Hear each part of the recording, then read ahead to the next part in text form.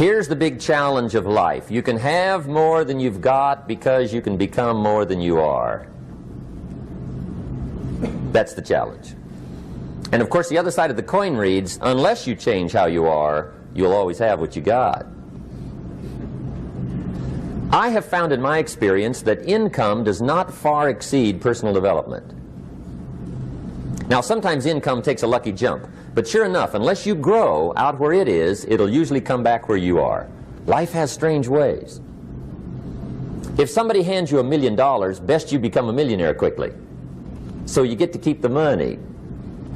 Otherwise, sure enough, it'll disappear.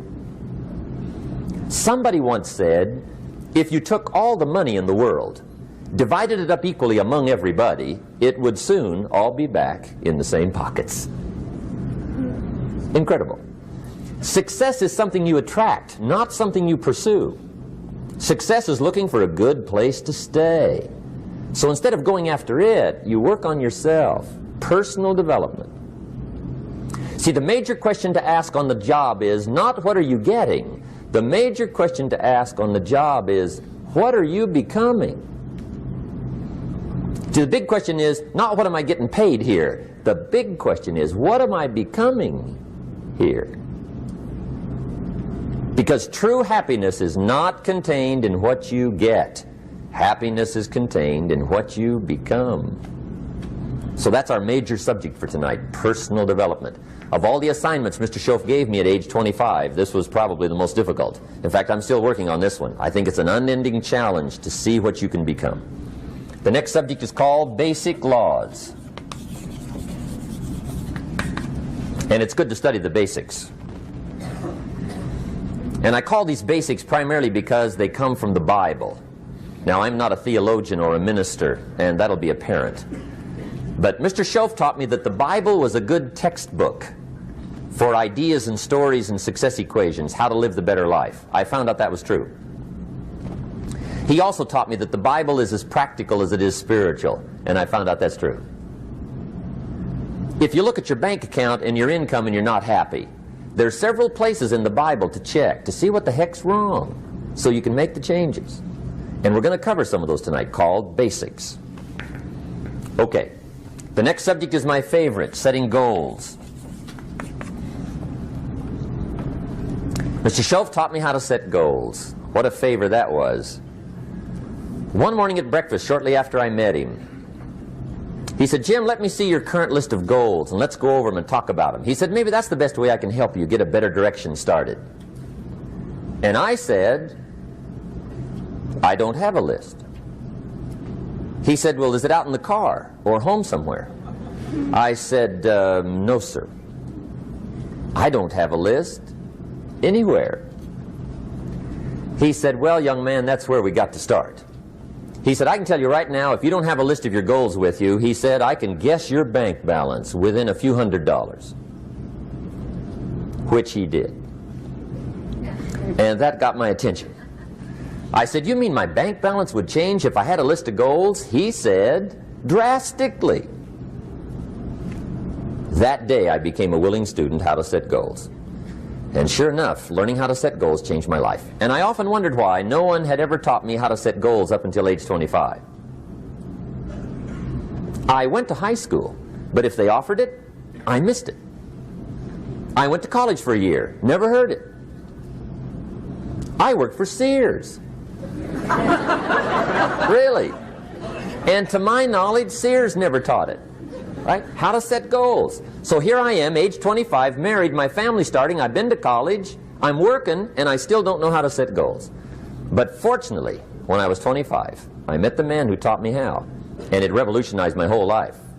Economically, socially, personally, it's incredible. So I want to share with you tonight what Mr. Schoaf shared with me, how to set goals. It can be a life changer. Okay. The next subject is the negative part of the seminar. Life is part negative, so we got to talk about the negative. And this subject is called diseases of attitude. Diseases of attitude. There's a lot of things that can wreck your chances to do well. We live in a rather dangerous world, so you got to be not only wise, you got to be careful. Now, attitude diseases are just as bad as physical diseases, right? High blood pressure, heart trouble. I mean, a lot of things will ace your chances to do well. So you've got to be careful. And attitude diseases are deadly. I mean, they'll destroy all the good things you start. Okay? So we'll go through those attitude diseases, how to spot them, how to look for them, what they are, and the cure. And I'm a pro on these because I've had them all, so I can give you excellent advice on these. Now, the last subject we're going to consider tonight is called the day that turns your life around. The day that turns your life around. And under this subject, we're going to talk about the emotions that can change your life. Human beings are emotional creatures, and emotions are powerful for life change. Now, of course, emotions are so powerful they can go either way on you. Emotions can either build or destroy.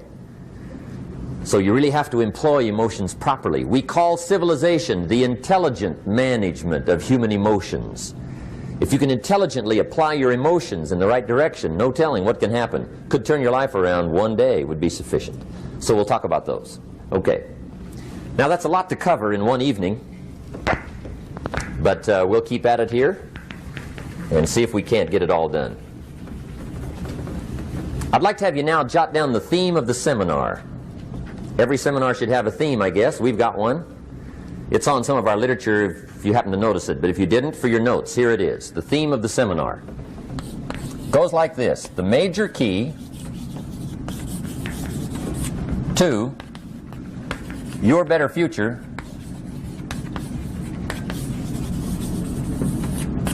is you. That's the theme of our seminar tonight. The major key to your better future is you. And I'd like to have you underline two words just to give it some added punch. Underline the word major and the word you, so that it reads, the major key to your better future is you. Now, my first suggestion is transfer this to a card or something where you can put it up, where you can see it every day. Preferably put it up where you can see it at the beginning of the day, before you go off to put the day together.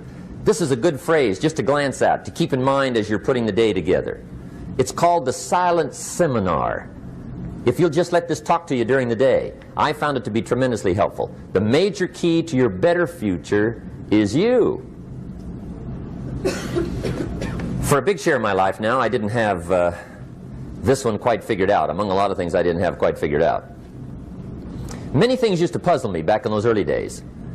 I used to wonder why two people could work for the same company, one make twice as much money. Now see, that used to puzzle me. And maybe they were the same age, graduated from the same school, live in the same community, work for the same company, with the same products and the same services. They've got the same traffic, the same problems, and one makes $1,000 a month, the other one makes $2,000 a month. Now that was my puzzling question. Why would this long list be the same and the money twice as much? I asked, what's the difference between $1,000 a month and $2,000 a month? And I don't mean $1,000 a month, right? I could figure that out. But what makes the difference? Why would one person do twice as well, 3 times as well? Speaking economically. Now I know there's more than one way to do well. I understand that. But in this little narrow area called compensation, what's the difference? Well, back then, with my faulty thinking, I'm trying to reason it out. I thought, well, maybe time makes some of the difference, right? Some people do better because they have more time.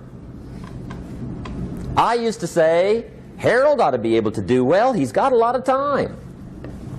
If I had all of Harold's time, I could do well. Now, that's got to be dumb, right? Number one, you can't get somebody else's time. A guy says to me one time, he says, you know, if I had some extra time, I could make some extra money. I said, then forget it. There isn't any extra time. Hey, when the clock strikes 12 midnight, that about wraps it up, right? I mean, you can look around the gongs there for a little more, but it's over. You say to the guy, what are you doing? He says, I'm looking for extra time. See, they'll come and take you away, right? There isn't any more time. Now, if you can't get more time, which you can't, what could you get more of that would make a difference in economic results? And here's the key word. Make it a part of your notes. We're going to consider it tonight. The word is value. And I have a little phrase for your notes. Value makes the difference in results. Value makes the difference. You can't get more time, but you can create more value. Now here's the first lesson of economics. Everybody should learn it from the time they're old enough to understand what a dollar means. How to earn one, how to get one, how to keep one, what to do with it. First lesson of economics. We primarily get paid for value. That's lesson one. Bringing value to the marketplace, that's how you get paid. You don't get paid for the time. I know it takes time to bring value to the marketplace, but you get paid for the value, not the time. Now, since that's true, here's one of the key questions of the evening. Is it possible to become twice as valuable at the marketplace and make twice as much money in the same time? Could you become 3 times as valuable? Make 3 times as much money in the same time? Is that possible? The answer is yes, if. And it's always if, right? Life is known as the big if. Harry Truman once said, life is iffy. How true. And here's the big if, we're going to consider it tonight. It's possible to do much better at the marketplace if you go to work primarily on yourself. And that's the theme of our seminar tonight. Learning to work primarily on yourself. People have asked me for the last 24 years, how do you develop an above average income? And the answer is, become an above average person. Develop an above average handshake. Some people want to be successful, they don't even work on their handshake. As easy as that would be to start on. They let it slide, they don't understand. Develop an above average smile. Develop an above average excitement. Develop an above average interest in other people.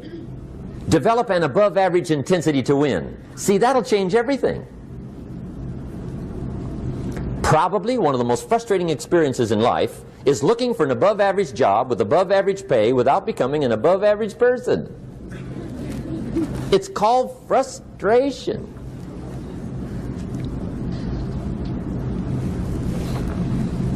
And Mr. Shoaff gave me probably the greatest clue he gave me when I first met him. He said, Jim, if you want to be wealthy and happy the rest of your life, just learn this lesson well. He said, learn to work harder on yourself than you do on your job.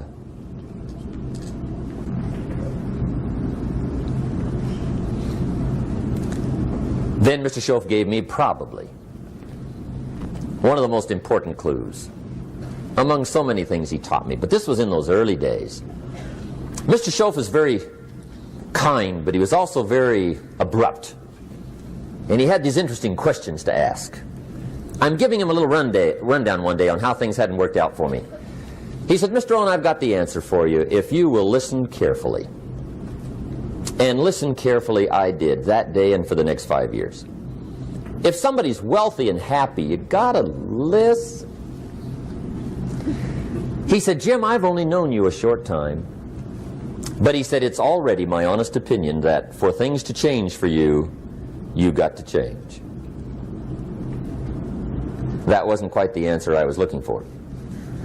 But that's the answer he gave me, and I pass it along to you on this warm summer evening in Anaheim, California, 1981. For things to change for you, you've got to change. Otherwise, it isn't going to change. Before I met Mr. Shoaff, I used to say, I sure hope things will change. Right? That seemed to be my only hope. If it isn't going to change, I'm in serious trouble. And then I discovered it isn't going to change, so I'm in serious trouble.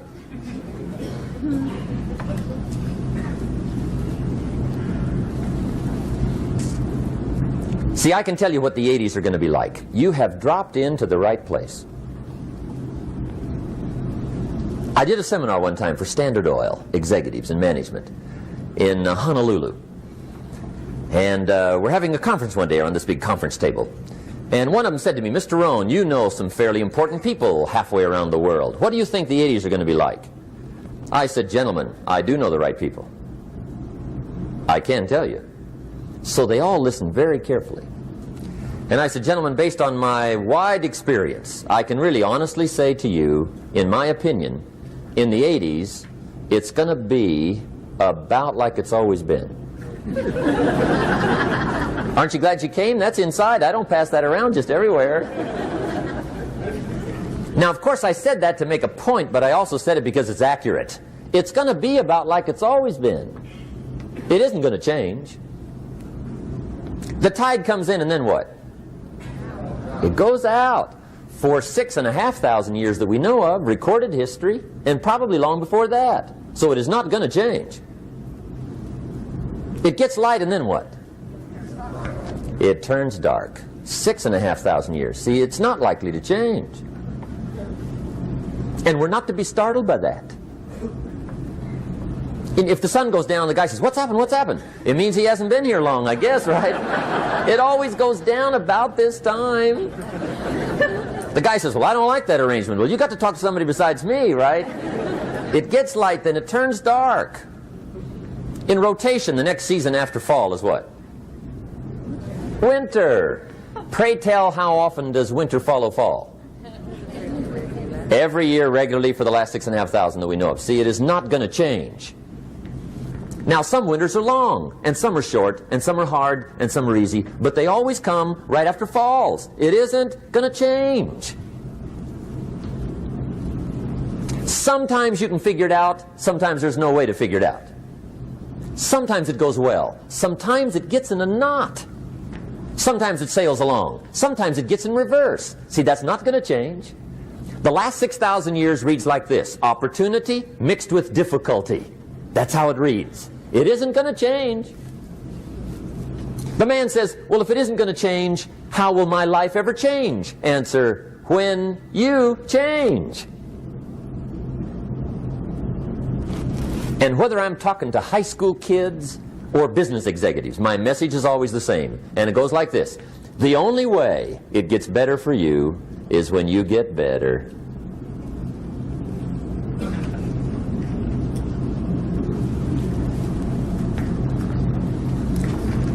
Let me give you the 4 major lessons in life to learn. Here's 4 majors. It's good to study the majors. In our weekend seminar we teach. Some people don't do well because they major in minor things. You've got to be on the lookout. At the end of every week, end of every month, you've got to check, make sure you're not spending major time on minor things. Okay, we go through that whole series. Majors and minors. Now, let me give you 2 phrases before we get to the 4 majors. This will set it up and you'll see where I'm going. 2 key phrases for your notes. Here's the first one. Life and business is like the changing seasons. That's the first phrase. Life and business is like the changing seasons.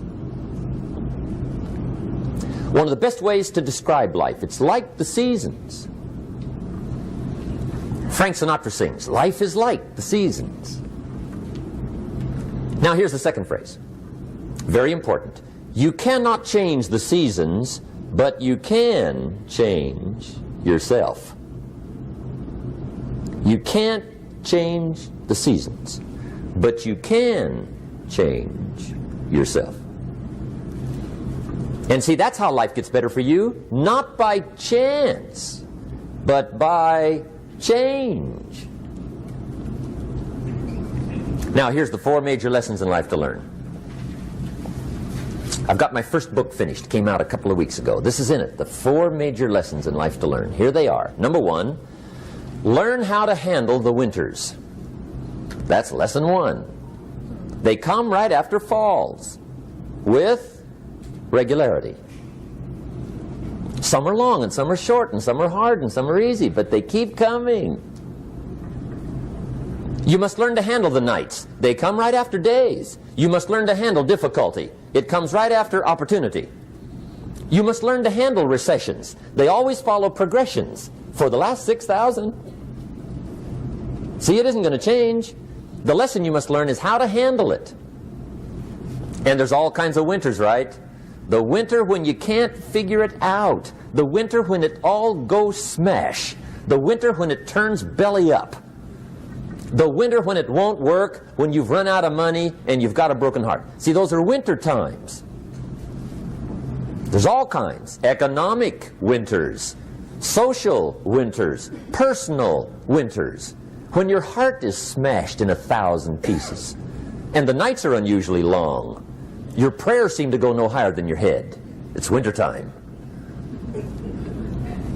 Barbara Streisand sings, "It used to be so natural to talk about forever, but used to be's don't count anymore. They just lay on the floor till we sweep them away.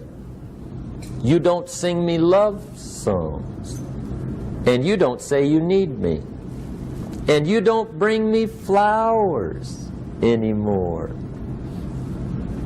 A song of winter. But see, the disappointments come. Those are normal. That's part of life. But the question is, how do you handle it? How do you handle the coming winters and the disappointments and the down times? Well, you can't get rid of January by tearing it off the calendar. But here's what you can do. You can get stronger, you can get wiser, and you can get better. The winters won't change, but you can. And that's how life changes for you. See, before I understood, when it was winter, I used to wish it was summer. I didn't understand. When it was hard, I used to wish it was easy. I didn't know. And then Mr. Schoaf gave me a part of his very unique philosophy when he said, "Don't wish it was easier, wish you were better." See, that triggered my whole life change. Don't wish for less problems, wish for more skills. Don't wish for less challenge, wish for more wisdom. That's the key. So that's lesson 1, learn how to handle the winters. Here's lesson 2, learn how to take advantage of the spring. That's the second one. Spring is called opportunity.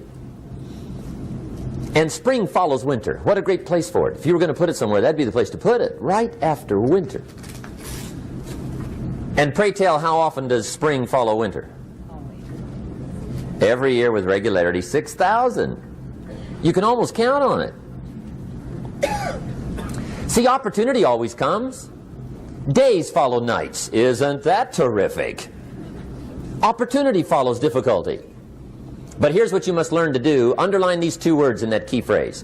Take advantage. Underline those 2. You must learn to take advantage of the spring. See, just because spring rolls around is no sign you're going to look good come fall. You got to do something with it. In fact, you have to get good at one of 2 things in life. Planting in the spring or begging in the fall. Or get somebody to do it for you. See, those are about the only alternatives. Now here's what else you must do. Take advantage of the springs quickly, because there's only a few. Just a handful of springs have been handed to each of us. They don't come forever. Life is fairly brief. So you got to read every book you can get your hands on what to do with your springs while they're here. And take advantage, they soon run out. The Beatles wrote, "Life is so short." And for John Lennon, it was extra short. But life is brief. Elton John sings, "She lived her life like a candle in the wind." It's brief. So whatever you're going to do with your life, you got to get at it. Don't just let the springs pass. Here's the third major lesson in life to learn. Learn how to protect your crops all summer. You got to take care of what you start. Sure enough, as soon as you've planted your garden in the spring, the busy bugs and the noxious weeds are out to take it. And here's the next bit of truth. They will take it unless you prevent it. And that's the third major skill to learn. You've got to learn to prevent the intruder from taking all the good you start. It's one of the challenges. Here's two key phrases under number 3. First one, all good will be attacked on this planet. Maybe not the next one we get to, but on this one, all good will be attacked. Every garden will be invaded. Not to think so is naive. And here's the second phrase. All values must be defended. Political values, social values, community values, family values, marriage values, friendship values, business values. Every garden must be tended all summer. Third major lesson. Now here's number 4. Fourth major lesson in life to learn. Learn how to reap in the fall without complaint. Learn to reap come harvest time without complaint. Take full responsibility for what happens to you. It's one of the highest forms of human maturity, accepting full responsibility. It's the day you know you've passed from childhood to adulthood, the day you accept full responsibility. And another note, learn to reap in the fall without apology. Without apology if you do well, and without complaint if you don't. That's maturity. I used to have that long list of reasons why I wasn't doing well. To explain. You got to explain, right? Otherwise you're going to look bad. I used to have this funny list called Reasons for Not Looking Good.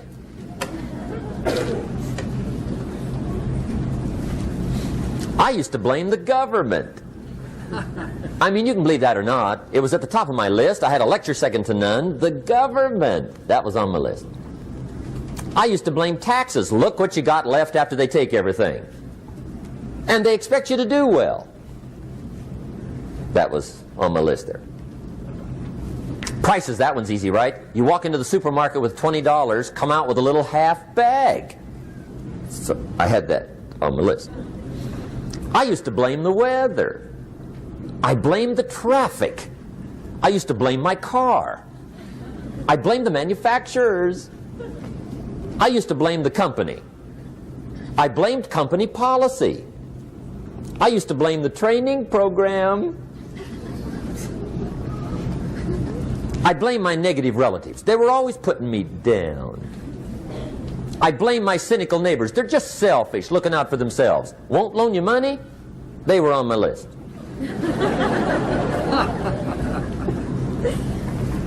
I used to blame the economy. I blamed the community. That's a pretty good list for not doing well, isn't it? I thought it was good. I'll never forget one day, Mr. Schoaf was very kind, but he was also very blunt. And this was no exception. And I'm glad he was blunt. There's a lot of things I'd have missed if he hadn't have been blunt.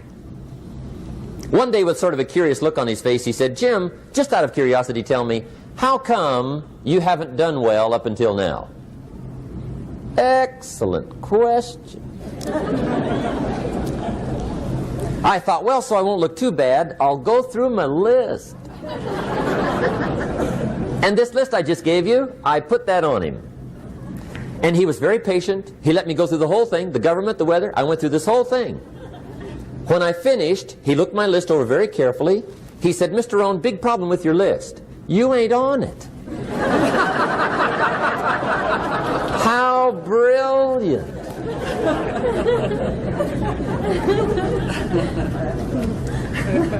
When I went to work for him a few months later, I learned very quickly to tear up my list, reasons for not doing well, and I threw it away. And I got me a fresh piece of paper. And I put one word on it. Me.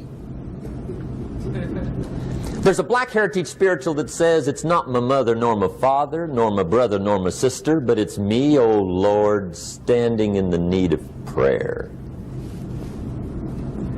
See, I used to blame everything outside. And then let me give you a little philosophy that helped turn my life around. For your notes, here it is. It's not what happens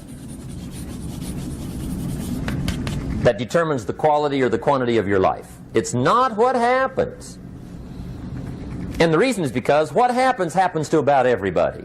No different. The sun went down on all of us last night. A common event, a happening. And I found out that the same things can happen to two different people. One gets rich and one stays poor. Why is that? It's because it's not what happens, but rather it's what you do that changes everything.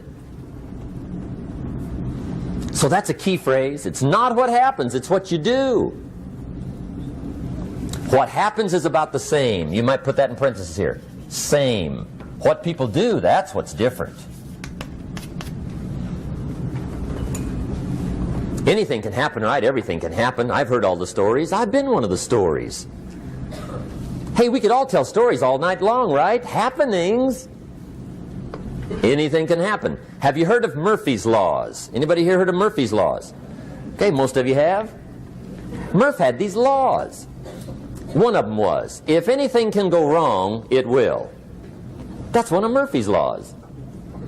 He was not one of the great positive speakers of the day. But anyway, it's still true though, right? Anything can go wrong, everything can go wrong. For sure. I've fallen out of the sky so many times. Once to the tune of a couple of million. Devastating. Took me a while to survive that one.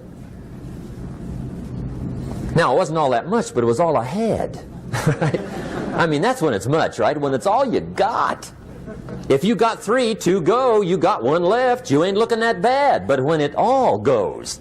Has anybody been there when it all went? Anybody? Come on, the rest of you liars. Go ahead. Hey, we've all been there, right? When it all went.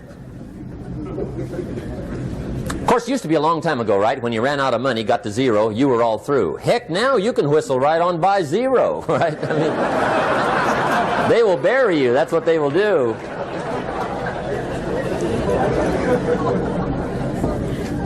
But see, those are the happenings, right? Everything can happen. Anything can happen. But it's not the happenings. It's what you do about it. Somebody says, yeah, but you don't understand the disappointments I've had. Come on. Everybody's had their share.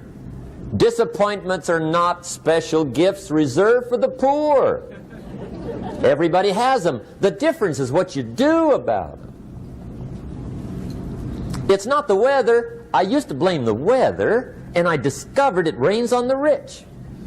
So see, that won't help.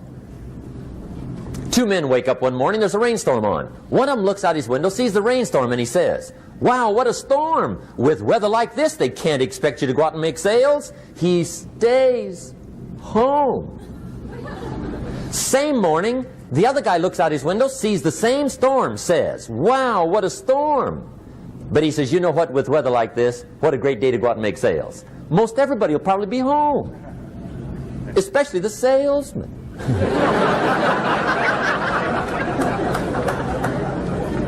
See, that's the difference in how your life works out. It's not what happens, it's what you do. So here's one of the key questions of the evening. Starting tomorrow, what are you going to do that'll make a change in your life's direction? Good question. What are you going to do starting tomorrow that'll make a difference? Now see, if you don't do something starting tomorrow that'll make a difference, guess what? It's gonna be the same. And see, that way you can guess what the next 5 years are going to be like. Look at the last 5. Because the next 5 are going to be like the last 5 unless you, major key, tomorrow, change it all. Or change a little, or change something, or don't change. It's choice time. You can do whatever you want. But it's nice to know any day you wish you can change your whole life. What can you do starting tomorrow that'll make a difference? Good question. What can you do with economic chaos, massive disappointment? What can you do with a broken heart? What can you do when it won't work? Good question. So if I had a word with you tonight, one-on-one, just you and me. I think my personal advice to you would be, this year, 1981, reach down inside of you and come up with some more of those remarkable human gifts. They're there, waiting to be utilized. And then change anything for you you want to change. And I challenge you to do that because you can change.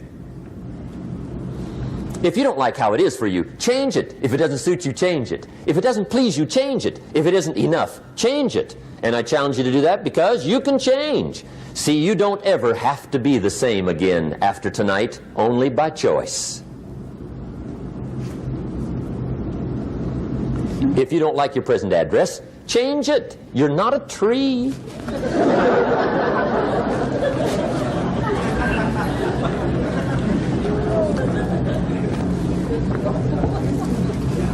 Now, let me give you 3 steps to personal development. Let's get down to the nitty-gritty. What does it take to really make the changes starting tomorrow? It takes more than philosophical pronouncement. I know that. It also takes more than enthusiasm. I know we're hearing a lot about enthusiasm these days, but see, that just won't do the job. We're still hearing the old cliches of the 30s, right? To be enthusiastic, you must act enthusiastic. But see, that's not going to help. After you have leaped about, there are some things you got to do, or it isn't going to change. See, you can get all excited about lifting 200 pounds till you get to the gym. And then you need a new excitement. And the new excitement is called discipline. Major step to human progress. Discipline. If there's one thing to get excited over, that's it. Get excited over your ability to make yourself do the necessary things. What could you make yourself do starting tomorrow that would change it all? No! Tell him. Now, see, that's exciting. On any given day, you can massively change the direction of your life. Murder is a clear example that any one person on any given day can forever alter the course of their life. It just happens to be a negative act. But just as sure as you can commit a negative act, you can also commit a positive act and forever alter your life, whenever you wish. Now that's exciting. And whatever that act might be that changes your life. The guy finally takes a shotgun to his car and blows out every window, destroys every tire, puts 100 rounds in this shabby old thing. And he says, I have driven this embarrassing thing for the last time. And not only will I never drive it again, nobody else will ever drive it again. And he lets that shuddering thing stand there for a while as a monument to the day he said, today my life changes. Now who can do that? Anybody. When can you do it? Whatever day you pick.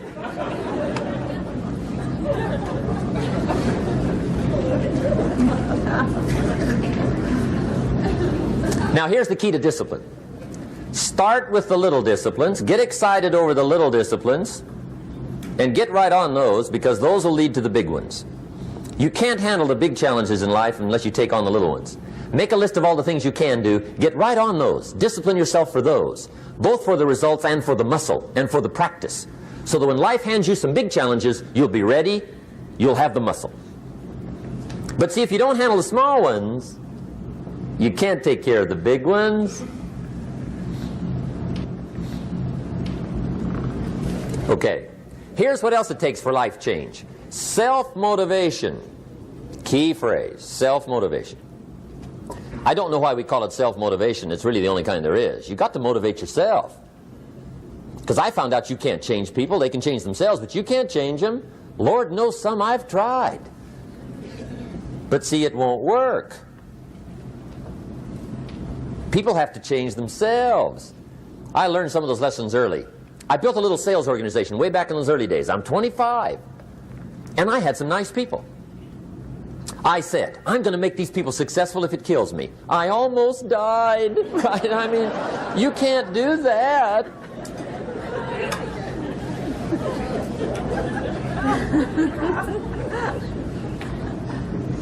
See, I've discovered this. Good people are not trained, they're found. You find good people. You don't make them good, you find them good. Training really is for the purpose of finding good people. You don't need much instruction for a good person. But too much training probably means you got the wrong people.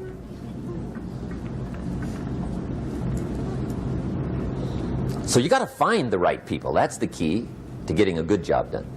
One of the major things we learn in management, lesson 1, don't send your ducks to Eagle School.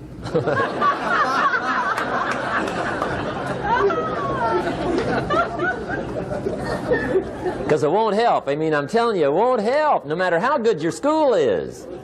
And the little eagle badge and little eagle hat, I'm telling you, it won't help. It won't help. You can tell whether your school's done any good, right, is when it's over, right? The duck goes for his first rabbit and makes him a friend. You say, no, no, no. Anyway, so it takes self-motivation to really alter your life. And you don't want to give self-motivation away to somebody else and make it somebody else motivating you. The guy says, boy, if somebody just come by and turn me on. What if they don't show up? Right? See, you got to have a better plan for your life. Okay. Now, if you're excited and you're ready to change, let me give you 3 steps to start life change that can change your life, your personality, your lifestyle, everything can change. Here's the steps. Number 1, find out how things work. The first key to doing better is find out. To change your life, really, you need ideas. There isn't anything an idea can't change. And Schoaf taught me the major problem is lack of an idea, not a problem. At first I didn't have any money. I said to Mr. Schoaf, I don't have any money. He said, that's not a problem. Now see, up until then I always thought it was. Right? I was confused. He said, no, no, the problem is lack of an idea on how to create money and wealth. It isn't lack of money, it's lack of ideas. So if you get the ideas, see, you can change anything. Now to get ideas, you need a constant study of finding out. Now, Schoaf also said, when you find out something that works, put the information in your journal. Don't use your head for a filing cabinet. Put it in your journal so that you can do the next best thing.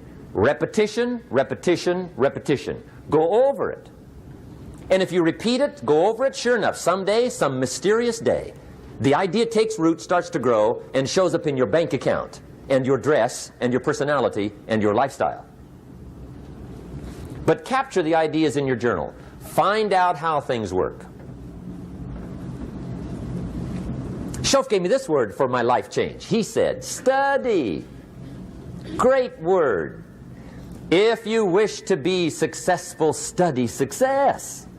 If you wish to be happy, study happiness. If you wish to be wealthy, study wealth. Don't leave it to chance. Make it a study. Some people just go through the day with their fingers crossed. See, that won't do it. You've got to study the things that can change your economic, social, spiritual, personal life. Now, here's a qualifying phrase. And we'll have several of these qualifying phrases throughout the seminar. Here's the first one. You may not be able to do all you find out. I understand that. You may not be able to do all you find out, but you should find out all you can do. See, you don't want to wind up at the end of your life and discover that you've lived only 1/10 of it. And the other 9/10 went down the drain. Not for lack of opportunity, for lack of information. So that's number 1, find out how things work. Now here's the best human virtue for finding out, curiosity. Make a note of that. Curiosity. Be curious. You might add a word to it that'll help. Childish curiosity.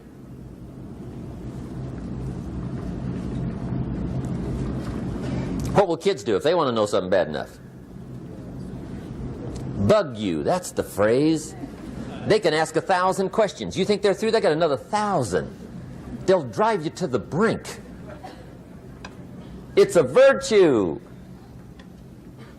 when you got to know. Be like a child. In fact, Jesus, the master teacher, said, unless you can become like little children, you might as well forget it. You don't have a prayer. Excellent advice. You got to be like children. 4 ways, in my opinion, to be like a child. Number 1 is curiosity, and number 2 is excitement. Get excited like a child over your ability to make yourself do anything for change. 3rd is faith. Have faith like a child. Adults are too skeptical. And 4th is trust. Trust is a childish virtue, but the rewards are incredible. So be like a child. Now, if you're curious, let me give you 3 ways to find out how to change anything. Any life direction, any dimension. Here's 3 ways to find out how to change anything. Number 1 is to read. Become a good reader. All of the successful people I know and work with around the world, they're all good readers.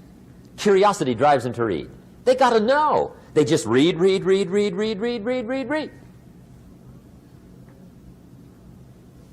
Become a good reader. Now, that's my opinion. Listen to the other lecturers and listen to me and make up your own mind. Don't be a follower. Be a student. Okay? I say, really, for life change, you got to read. One way to learn is from your own experiences, but another way to learn is from other people's experiences. See, one book might save you 5 years if you read it. Did you know there's books on how to be stronger, more decisive, be a speaker, be a leader, have a better effect on other people, develop your personality? Did you know there's books on that? And people don't read them? How would you explain that? And they can read. Did you know that hundreds of successful people have written their stories in books and they wrote down how they did it and people don't read it? How would you explain that? The guy's busy, I guess. You know, you get tied up. The guy says, well, yeah, you work where I work, but the time you struggle home, it's late. You got to eat a bite of supper, watch a little TV, get to bed. You can't sit up half the night reading. And the guy's behind on his car payment. Good worker, hard worker, sincere. But you got to be better than sincere and work hard. Otherwise, at the end of your life, you'll wind up cold, stony broke. You got to be better than a good worker. You got to be a good reader. The whole world is governed by laws. The universe, in fact. Laws. We call it the law of electricity. We call it the law of gravity. There's mathematical laws. There's physical laws. Speed and velocity laws. Agricultural laws. There's all kinds of laws. Now that we find ourselves on the spinning planet, you just have to learn what I call the setup. Learn the setup. Life's setup. Now, we didn't set it up, but we're here, so you got to learn it. And we should learn the setup for 2 basic reasons. Number 1, to keep from getting hurt. It's one of the major reasons for learning, so you won't get hurt. See, economically, socially, personally, you can get hurt just not knowing. Ignorance is not bliss. Ignorance is poverty. Ignorance is tragedy. You got to know or you're going to get hurt. It's good to know not to walk out the 10-story window. That's excellent information. Now, what if a guy didn't know and he walks out? Now he's dead at the bottom. Somebody says, well, the poor guy didn't know. You got to know or you're going to get hurt. Okay. Now, here's a parenthesis. You don't have to like the setup. I don't ask you to like how it is. That's not what's important. But it is important to learn how it is. Okay? So you don't have to like it, but you should learn it. That's what I tell the kids, right? Make sure you get the information. What you think about it, that's up to you. What you're going to do with it, that'll soon be up to you. But make sure you get it. See, there's nothing worse than being stupid. Nothing. I mean, being broke is bad, but being stupid is awful. And what's really bad is being broke and stupid, right? That's about the end of the world. I mean, there isn't anything much worse than that. Unless you're sick. Sick, broken, stupid. I mean, that is it, right? There's nowhere else to go. So make sure you get the information. It's key. You don't have to like it, but learn it. If this big monstrous thing lifts up in the sky, hangs there for a little while, cuts loose, comes crashing down, boom, shakes the ground for 5 miles. And then this big monstrous thing lifts back up in the sky, hangs there for a little while, cuts loose again, comes crashing down, boom, shakes the ground for 5 miles. It just keeps doing it, this big monstrous thing, lifting up and then crashing down, boom. Now, you might come along one day and say, that's got to be a stupid arrangement, which is okay. You're entitled to your opinion. But the first thing you should learn to do is get out from under it, right? That's number one. You might have a great moral argument. You might want to shake your finger at the sky, but do it from over there, right, so you don't get smashed. It's called your basic smart. So number one, learn so you won't get hurt. Whether you like it or not, learn. Now here's the second reason for learning, the setup, to benefit. It's called the plus of life. And that's what life is, right? Both minus and plus. The minus is tragedy, heartache, misery, failure, unhappiness. But life is also happiness, prosperity, good feelings. So here's the key. Learn to get on the good side of the way things work.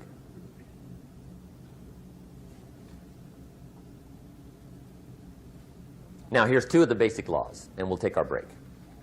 Shof taught me these. They come from the Bible. Now, again, I'm an amateur, okay? When it comes to the Bible, I'm not a pro. So you'll sort of have to take my way of putting it.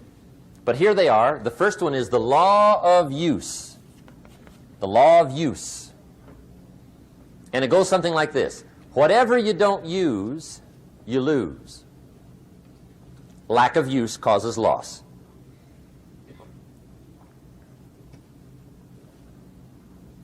On this planet, maybe not the next one, but on this one, if you tie your arm to your body, leave it there long enough, you'll never use it again.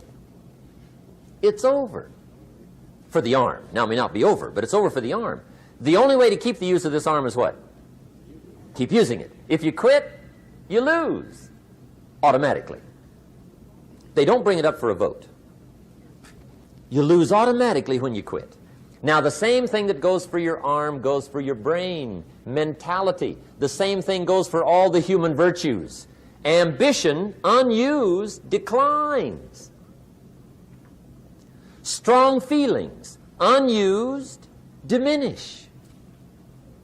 It doesn't grow, it diminishes. Faith, unused, decreases. It's a law. Vitality, unused, diminishes. Energy, unused, decreases. The guy says, well, I'm going to save up my energy. You can't do that. That's like trying to save today, put it on the end of the year. See, you can't do that. They'll come take you away. If you don't use today, what? It's lost. The guy says, well, I'll work twice as hard tomorrow to make up for it. See, that's foolish. You could have done that anyway. Today, unused is lost.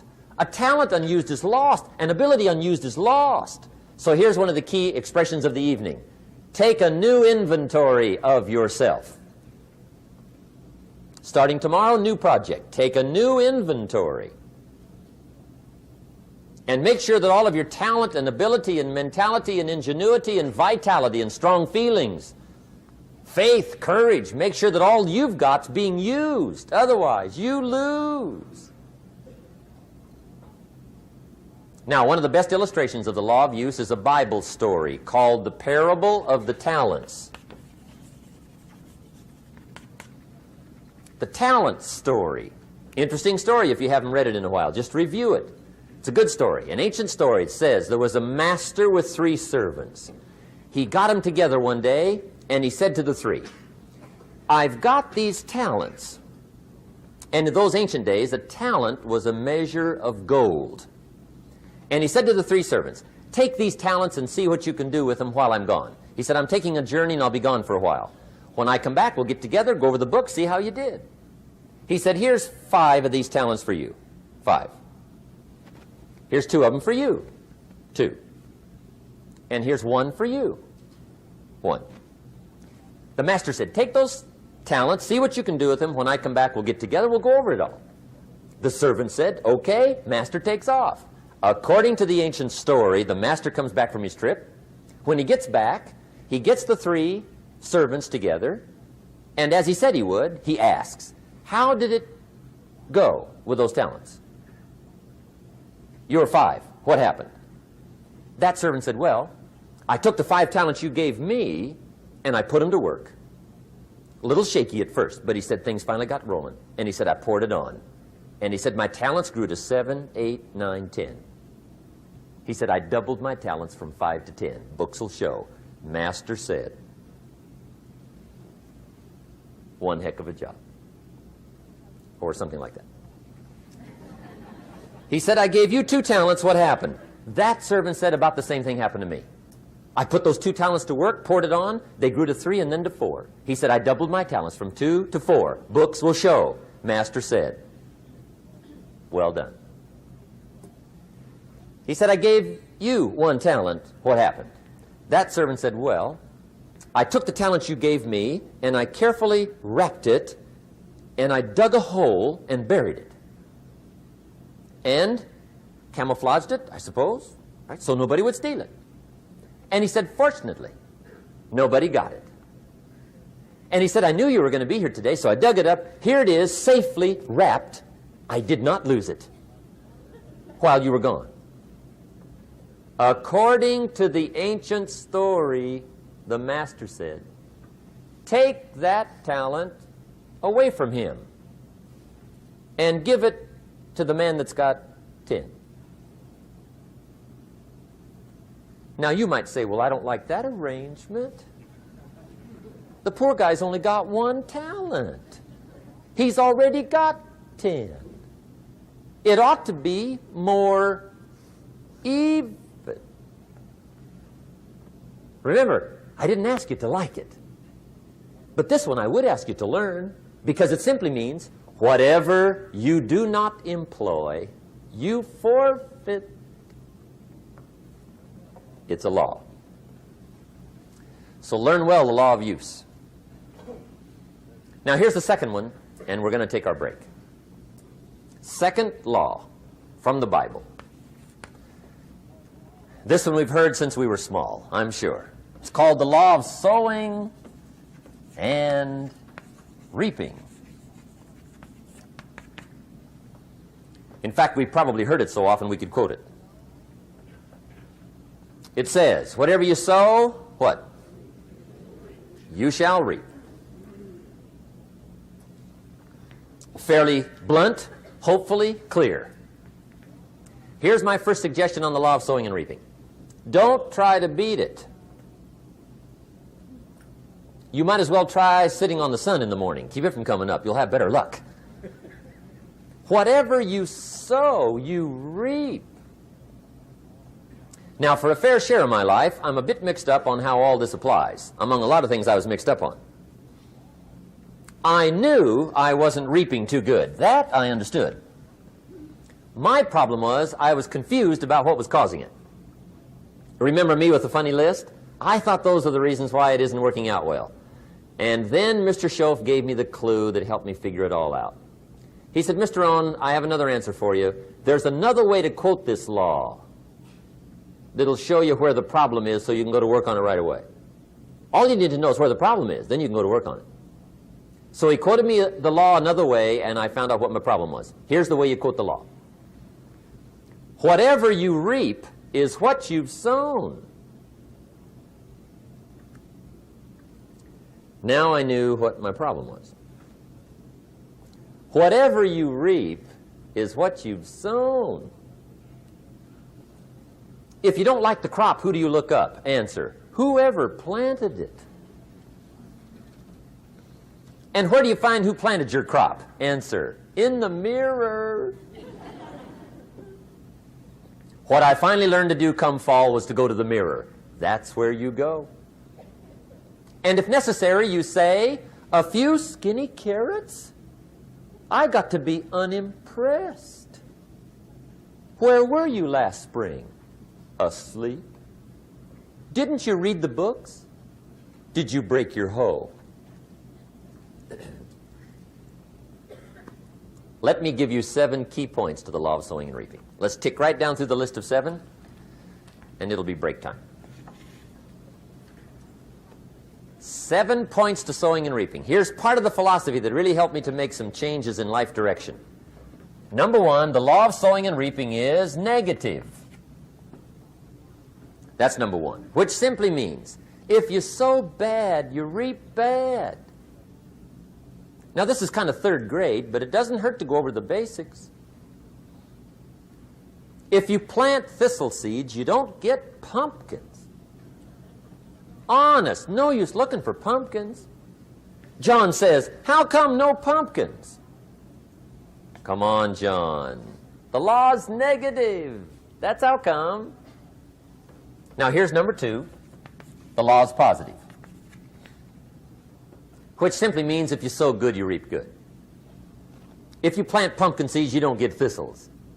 Not from pumpkin seeds. Mother Nature won't pull tricks on you over in the corner snickering, pushing you thistles and you planting pumpkin seeds. She won't do that. You will get pumpkins from pumpkin seeds, and the reason is because the law is positive. Now, here's number 3. I got excited when I found out the full dimension of this. See, you do not reap what you sow, but rather, you always reap much more than what you sow. So the 3rd key word is more. You don't get back what you put out. You get back much more than what you put out. And it works both positive and negative. On the negative side, it said, if you sow to the wind, you reap the whirlwind. So you've got to get ready for that, or you will be naive. See, anybody can, whether you will or not. See, that's the question. And here's a good question to ask. We are all buying somebody's plan. The question is, whose? Who's got you talked into doing what you're doing? Who's got you talked into your present plan? See, 10 years from now, you will surely arrive. The question is, where? But see, anybody, if you want to, can go searching for a good plan, pick it, and start working it. And sure enough, as the time passes, as it surely will 5 years from now, 10 years from now, then you'll be winding up wearing what you want to wear, driving what you want to drive, living where you want to live, become what you want to become. But now's the time to fix the next 10 years. And who can? Anybody. Here's number 6. The 6th key to sowing and reaping. This is leveling with you now, as we promised to do. There's one thing better than the truth, and that's the whole truth. And here's part of the whole truth of the law of sowing and reaping. Number 6 is, you could lose. There are times when you just lose, no matter what you do. It's that kind of planet. You reap what you sow, yes, but... What does that mean, yes, but? Well, the farmer plants his crop in the spring, takes care of it all summer, loves his family, works 10, 12 hours a day, 6, 7 days a week, is an honorable man. Come fall, he's got a beautiful crop, and he deserves every bit of it. But the day before he sends the combines into the field, a hailstorm comes along and beats it all in the ground, which means you lose.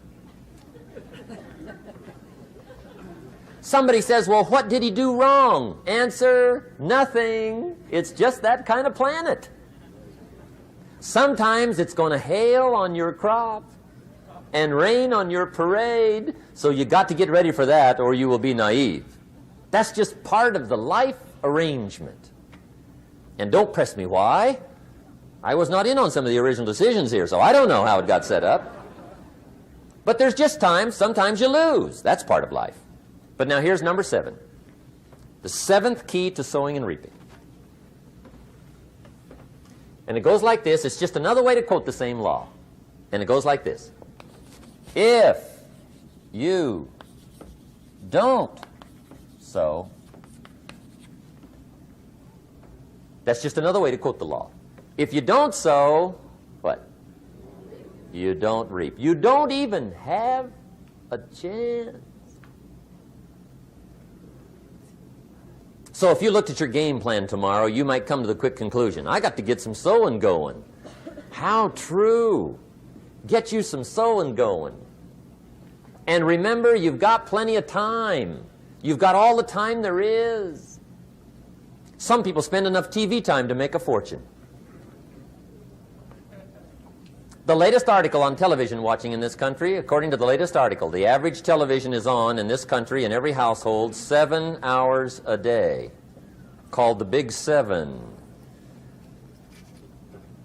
I asked a guy one time what his TV cost. He said about $450. I said, you forgot to look at the price tag. He said, what do you mean? I knew he was a TV watcher. I said, that television costs you, in my opinion, at least $12,000 a year. To watch it, not to own it. Owning it's cheap.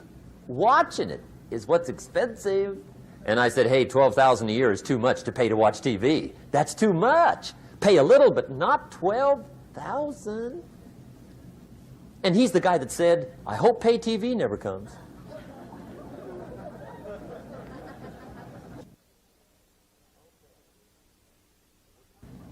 Okay. We're trying to cover an awful lot tonight. I realize that.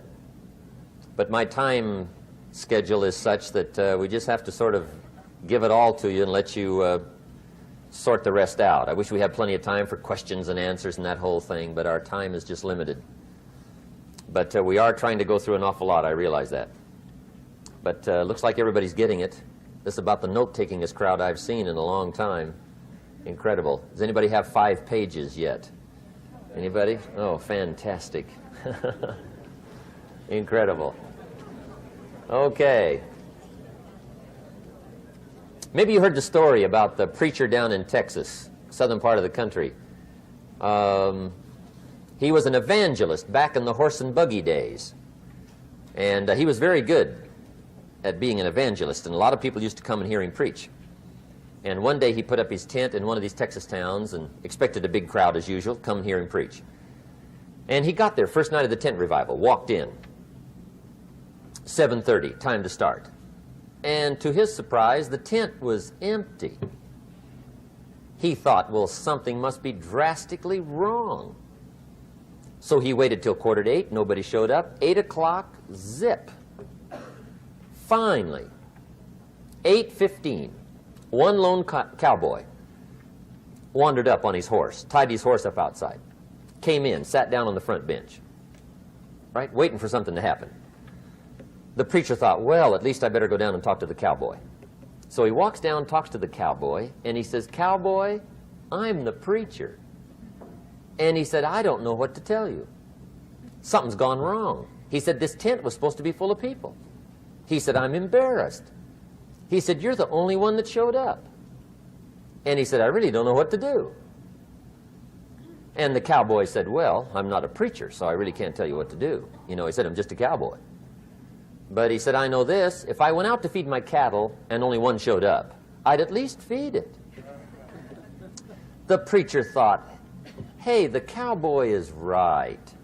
If you've got a good idea to share, you should share it, if there's 1 or 1,000. So he got kind of inspired by this conversation, and he jumped up on the platform and started to preach, as if the tent was full of people, just exploded. And he went for an hour and 15 minutes, just kept rolling. Finally, he quit. And when he finished, he came down off the platform, talked to the cowboy again. Says, well, cowboy, what did you think of my sermon? And the cowboy said, well, I'm not a preacher, so I really can't tell. You know, he said, I'm just a cowboy. But he said, I know this. If I went out to feed my cattle and only one showed up, I'd feed it, but I wouldn't dump the whole load on it.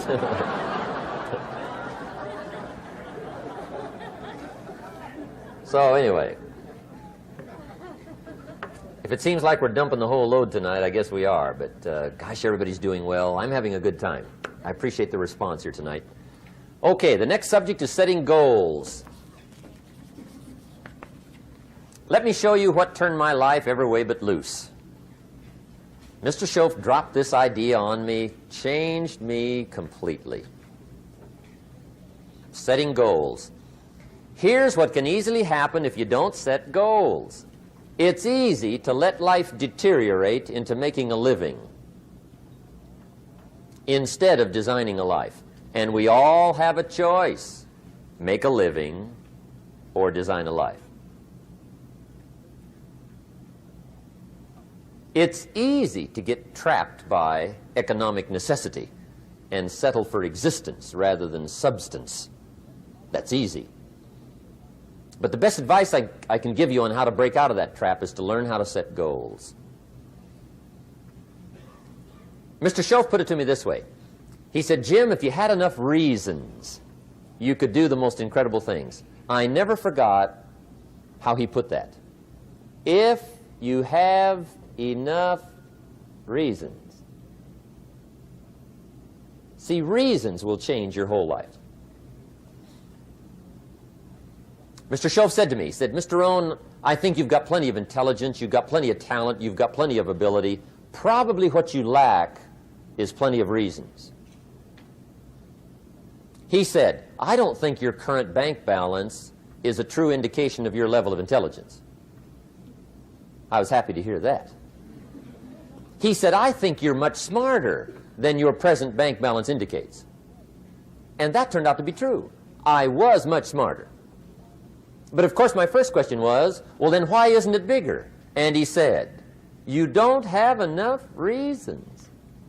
You've got enough intelligence, but not enough reasons.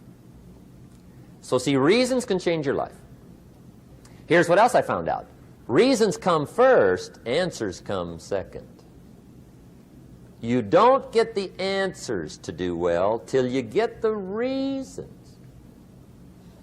Life has a mysterious way of hanging on to all the answers and only gives them up to the people that are inspired by reasons. So reasons make the difference in how your life works out. Now, what are some of the reasons for doing well? Let's go through a quick list called Reasons for Doing Well. First is personal reasons. Some people do well for recognition. Some people do well for respect. Some people do well for the way it makes them feel. They love the feeling of being a winner. Those are good reasons. I have some millionaire friends that keep working 10, 12 hours a day, making more millions. And it's not because they need the money. It's because they need the joy and the satisfaction and the pleasure that comes from being a constant winner. And see, it's not just the money anyway. It's the journey, not the money. Once in a while somebody says to me, boy, if I had $1 million, I'd never work another day in my life. That's probably why the good Lord sees to it they don't get their million, right? They'd quit. They'd quit. Okay. Next is family reasons. Some people do extremely well for other people, and that's powerful. Human beings can greatly affect each other. Sometimes we will do things for somebody else we will not do for ourselves. We're made that way. I met a man one time who said, Mr. Rohn, to do all the things I want to do with my family around the world, he said, I got to have at least $250,000 a year. I thought, incredible. Could a guy's family affect him that much? And the answer is, of course. How fortunate are the people that find themselves greatly affected by somebody for personal achievement. And we are affected. The writer of a recent song said, "If not for you, the winter would hold no spring, couldn't hear a robin sing. I just wouldn't have a clue if not for you." So we can be affected. That might be one of the most stimulating reasons to do well, finding somebody. When Andrew Carnegie died, the wee little Scotsman that built the big steel industry, when he died, they opened up his desk, and in one of the desk drawers, they found a slip of paper. On that piece of paper, Mr. Carnegie had written his goal for his life, and he wrote it when he was in his 20s. And on that piece of paper, it said, "I'm going to spend the first half of my life accumulating money. I'm going to spend the last half of my life giving it all away." What a goal. He got so inspired by that goal that the first half of his life, he accumulated $450 million. And the last half of his life, he gave it all away. Good question tonight. What's got you turned on? What's got you bombed out of sight to get up early and stay up late and hit it all day? Next question. What's got you turned off?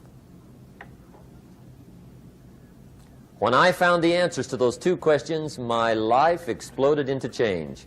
I finally found out what had me turned off, and I got that cured. And then I got me a long enough list of reasons to turn me on. And once the lights went on for me, age 25, they've never gone out. I've fallen out of the sky a few times, but I've never lost that drive to make something unique out of my life. See, reasons altered my whole life. Now, there's another list of reasons called nitty-gritty. Hard little reasons. Sometimes those little reasons are the most powerful reasons that can change your life. Sometimes it doesn't take much. I now carry several $100s in my money clip. It's only a few $100s, but it was one of those reasons turned my life around. Just before I met Mr. Shoaf, I heard a knock at the door. I go to the door, and there's a little girl standing there about this tall selling Girl Scout cookies. And she gave me one of the finest sales presentations I've ever heard. Special deal, several flavors, this whole package of stuff, $2. And with a big smile, she very politely asked me to buy.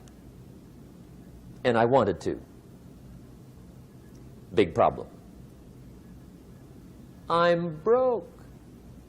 I don't have $2. And to this day, I can remember the pain and the embarrassment. I'm a father. I'm a husband. I've been to college. I'm working. I'm 25. I don't have $2. And I didn't want to tell her that for some reason. So I did what I thought was next best. I lied to her. I said, "Hey, look, I've already bought lots of Girl Scout cookies. I've still got plenty stacked in the house," which was not true. But it seemed to get me off the hook for the moment. She said, "Well, gosh, that's wonderful. Thank you very much." And she went away. When she left, I closed the door, and that was the day I said to myself, I don't want to live like this anymore. I've had it with lying, and I've had it with being broke. I'm never going to let this happen to me ever again. I promised that day I would work as hard as possible and would always carry plenty. It took me a little while, but now I do. It was one of those reasons. And I guess I carry plenty for two reasons. One is the way it makes me feel, but also in case I bump into another Girl Scout selling cookies. Right? I'm ready.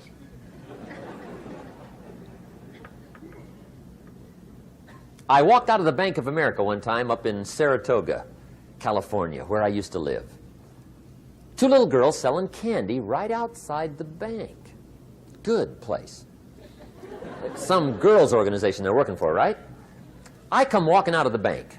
This first little girl walks up to me. She said, "Mister, would you like to buy some candy?" I said, "I probably would." "What kind is it?" She said, "It's almond roca." I said, "My gosh, that's my favorite." She said, "Wonderful." I said, "How much is it?" She said, "It's just $2. I thought, incredible. I said, "How many boxes of that candy have you got?" She said, 5. And her little friend was standing there. She was selling candy too. I said, "How many boxes have you got?" She said, "I've got 4. I said, "That's 9. I'll take them all." They said, "Really?" I said, "Yeah, it's my favorite. I've got some friends. I'll pass them around." They got so excited, put all this candy together. I reached in my pocket, gave them the $18. When I've got the candy and they've got the money, that first little girl looks up at me. She says, "Mister, you are really something." How about that? Can you imagine only spending $18 and have somebody look at you in the face and say, "You are really something"? Now you know why I carry heavy, right? I'm not going to miss anymore. It was just one of those reasons. Helped to change my life. One of my nitty-gritty reasons was budget finance. Budget finance used to grind my soul. Way back in those early days, I had fallen for one of those consolidation loans, where you take all your little hard-to-pay bills, put them into one big impossible-to-pay bill, right?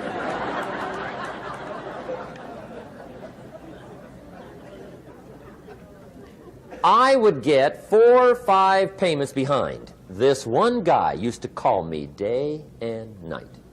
I don't think they're allowed to do that anymore. Harassed me. Threatened to run me in front of the judge. Threatened to ruin my credit. Threatened to embarrass my family. One day he said, "We're going to come get your car, drag it rear end up down the street in front of your neighbors." The guy even called me a flake. And back in those days, I'm broke, I'm pitiful, there's nothing I can do about it. But I never forgot how the guy treated me. And when I met Mr. Shoaf and I got my life straightened out and the money started to flow, that was one of my first projects, budget finance. I poured it on day and night. I finally put all the money together I owed him, which was considerable. I picked a day for the payoff. And when the payoff day came, I put the money in small bills in a big briefcase. And I walked into the budget finance office on Wilshire Boulevard in Los Angeles. The guy who harassed me so often, his desk was about 3 back. I walked right up to his desk, startled him. He wondered what I was doing there. It was the first time I'd been there since I'd borrowed the money, right? Without saying a word, I opened up this briefcase, dumped this pile of money all over his desk. I said, "Count it. It's all there. I will never be back." And I turned around and stormed out. Now, that might not be noble, but if you haven't tried it, you've got to one time.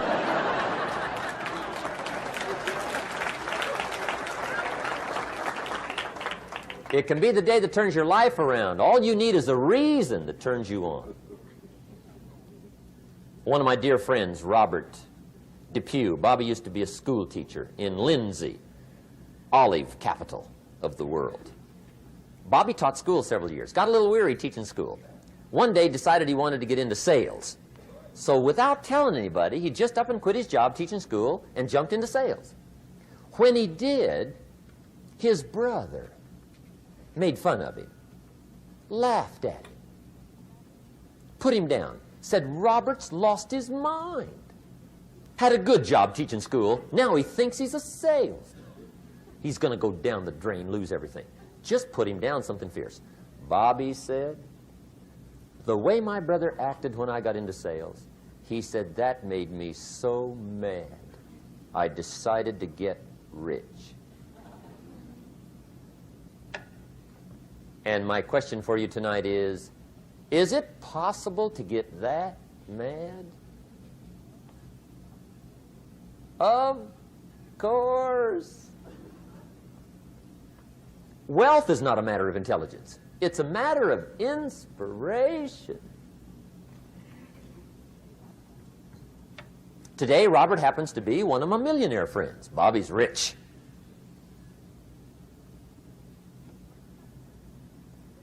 Frank Sinatra said one time, the best revenge is massive success.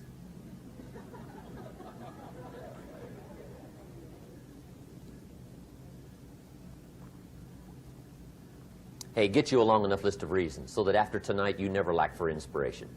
You might not have all the answers right away, but you can get the answers if you can get the reasons. Now, let me give you a little simple formula for goal setting. Okay? We take 2.5 hours on the weekend for the whole 10-year plan. We don't have time for that tonight. But let me get you started with a little simple formula Mr. Schoaf gave me. And maybe this will be helpful. First of all, I've divided goals into two parts. First is long range. Long range goals. That's your dreams. Your dreams for the next 3, 5, 10, 20, 30, 40 years. Actually, the rest of your life. Your dreams. You've got to keep dreaming.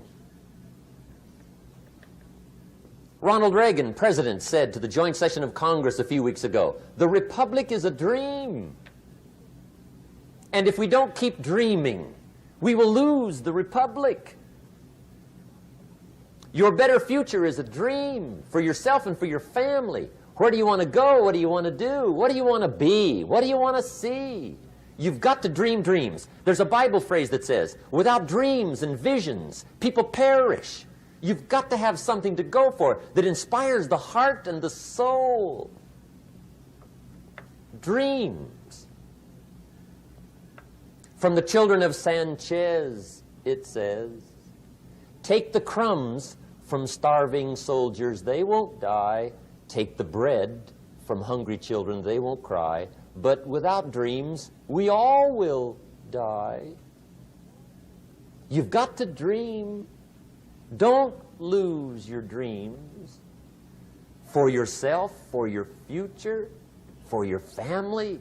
The dreams of love and enterprise and travel and doing things, becoming something unique on your journey here. Don't lose your dreams. Do some dreaming. That's long-range goals. You've got to have those. So that's number one. Here's the second part of goals, short range. Short range goals. That's your goals for tomorrow, this week, this month, this year, the immediate future. We call these confidence builders. Because if you set up something short range, go for it, get it, latch onto it, work hard, accomplish it. That starts building your strong feelings to go for your dreams. Now, I've divided goals into 3 categories. Here they are. Number 1 is economic. That's your goals for money, income, business, profits, production. Economics. Make sure you've got your economics well planned. Economics plays a major role in everybody's life. Economics is major, which means it ought to be meticulously well planned for tomorrow, this week, this month, this year, long range. What if you asked somebody tomorrow if you could see their meticulously well-planned list of economic goals? What would they probably say?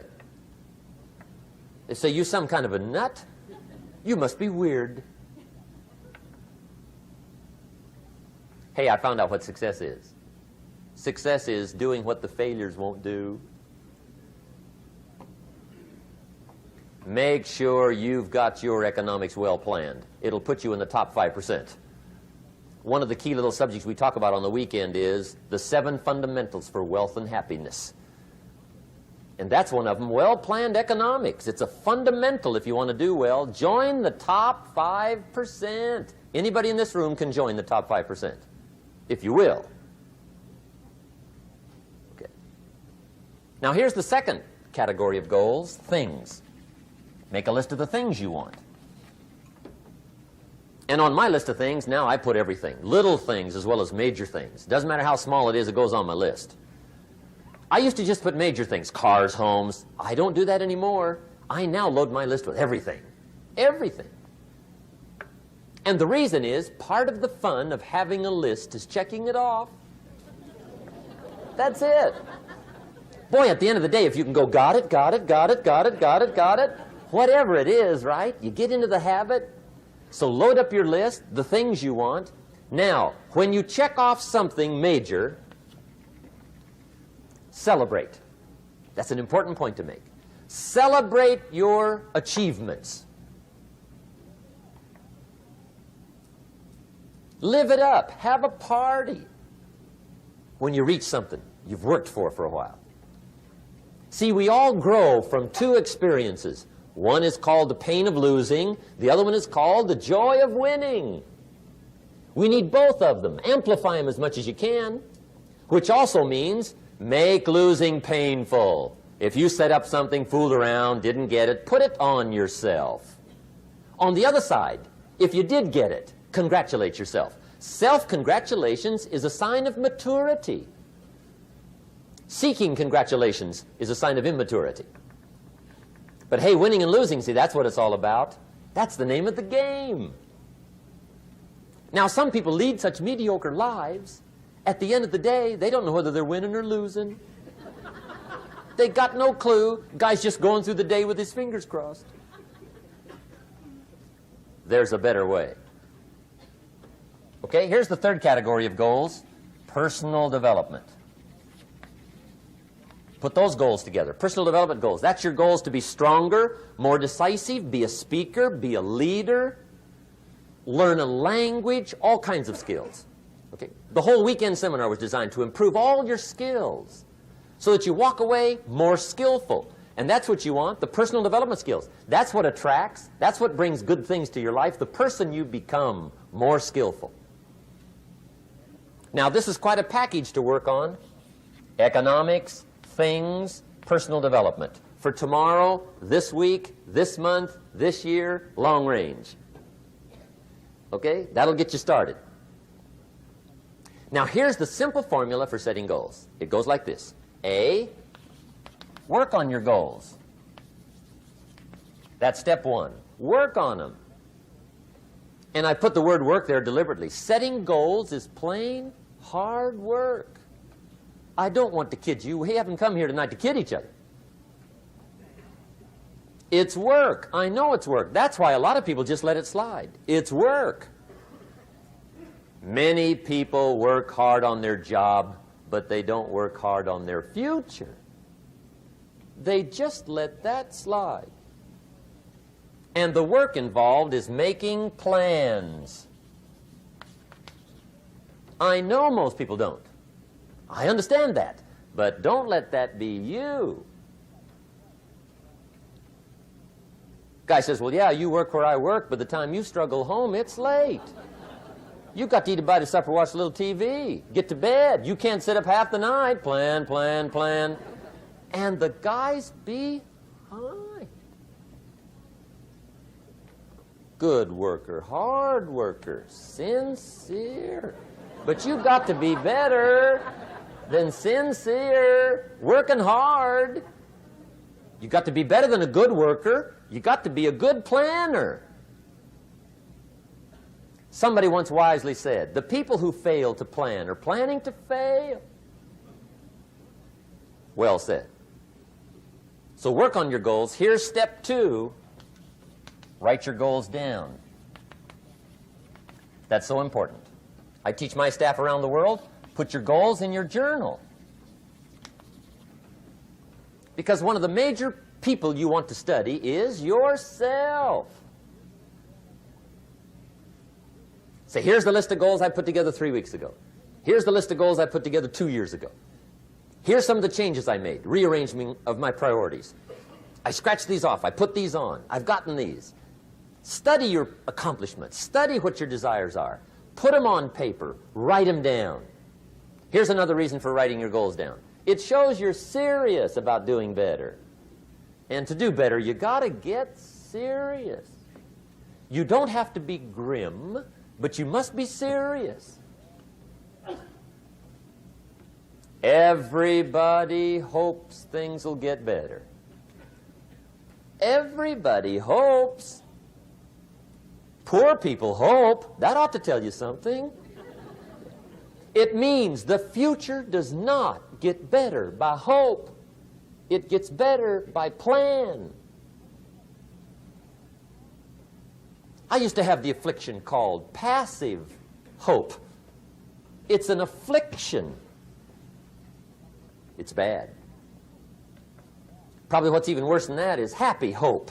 Now that is really bad. That's bad. Happy hope. The guy's 50 and he's broke and he's still smiling. See, that's not good. So get serious about your goals. Put them on paper. Write them down. There's all kinds. His goals, her goals, their goals. Business goals, financial independence goals, family goals. I mean, there's so many things to work on this that if you don't get busy and work on it, sure enough, the time will pass. And sure enough, 5 years from now, you'll wind up where you don't want to be, wearing what you don't want to wear, driving what you don't want to drive, being what you don't want to be. Now's the time to fix it. Now, here's the third step to your goals. Check the size of your goals and the kinds of goals. How big they are, what kind they are, affects you. And here's one of the important phrases of the evening. Your goals are affecting you, whatever they are. Your goals affect your handshake. Your goals affect your attitude, personality. Your goals affect the way you walk, the way you talk, the way you dress. All day long, we're being affected by our goals. Now, some people have goals, but they have such lousy goals. The effect is bad. I asked a guy one time, what are your goals for this month? The guy said, look, if I could just scrape up enough money to pay these lousy bills. That was his goal. I'm not saying it isn't a goal. It's a goal, but it's such a lousy goal, the effect is bad. You don't jump out of bed on Monday morning and say, oh boy, another chance to go out and scrape up the money to pay my lousy bills. See, you don't do that. Usually you say, oh, not another Monday.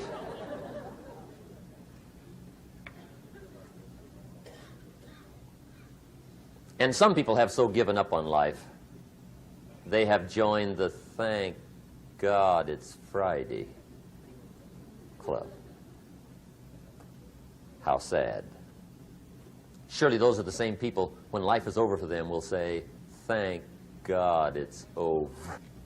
Let me give you a Bible philosophy that teaches how to get whatever you want. That's the title of the next set of notes. How to get whatever you want. From the Bible. Now again, I'm an amateur when it comes to the Bible. I'm not a pro. But this I can quote, and I think that'll be sufficient. How to get whatever you want. Here's what it says if you're ready. It says, ask.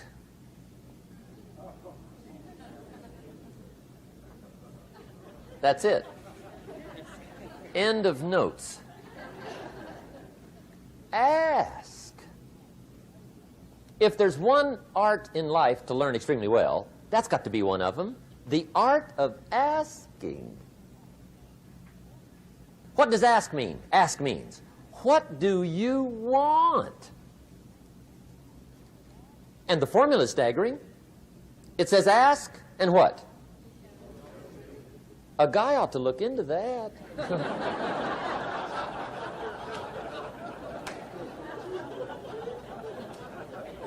He says, yeah, but you work where I work. By the time you struggle home, it's late. You got to eat a bite of supper, watch a little TV, get to bed. You can't sit up half the night, ask. And the guys behind. See, you've got to be better than a good worker. You've got to be a good asker. Now, let me give you 3 key points on asking and receiving. This can do it. Number 1, asking is the beginning of receiving. Asking starts a unique process, mental and emotional. I don't even know how it works. All I know is it works. It's like pushing a button and all this machinery starts working. I don't know how. It just works. There's a lot of things you don't need to know how. Just work them. Some people are always studying the roots. Others are picking the fruit. I mean, it depends on what end of it you want in on. Asking is the beginning of receiving, so start the process. Here's number 2. Receiving is not the problem. Receiving is automatic. Now, if that's true, receiving is not the problem, what's the problem? Failure to ask might be one of your major problems. I don't know. Check it out.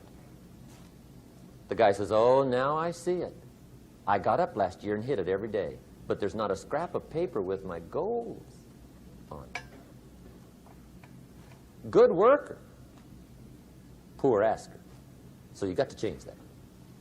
Here's number 3. Receiving is like the ocean. There's plenty, especially in California. It's like an ocean here.